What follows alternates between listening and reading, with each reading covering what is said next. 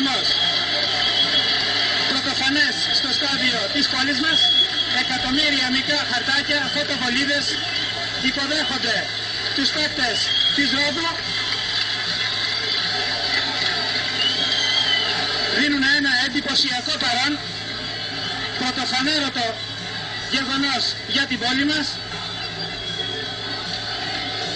Εκατομμύρια μικρά χαρτάκια, χιλιάδες πράσινες σημαίες, εκατοντάδες κόκκινες φωτοβολίδες υποδέχονται τους παίκτες της ομάδας μας στον αγωνιστικό χώρο, δίνοντας ένα μέτρο του ενθουσιασμού τους, δίνοντας ένα μέτρο του βαθμού με τον οποίο είναι αποφασισμένοι να ενισχύσουν την ομάδα τους στο σημερινό παιχνίδι. Σίγουρα οι παίκτες της φιλοξενούμενης ομάδας, οι παίκτες της Κορίνθου, θα πρέπει να μένουν έκπληκτοι από αυτό το θέαμα.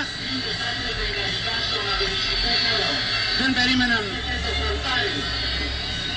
σε μια επαρχιακή πόλη να αντιμετωπίσουν ένα τέτοιο θέαμα, και η προσωπική μας γνώμη του Φώτα Φαλιράκη είναι, στους αγώνες που έχει παρακολουθήσει, στους αγώνες που έχει γράψει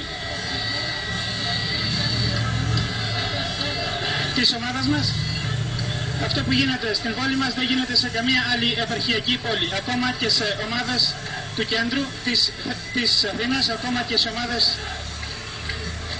της Θεσσαλονίκης.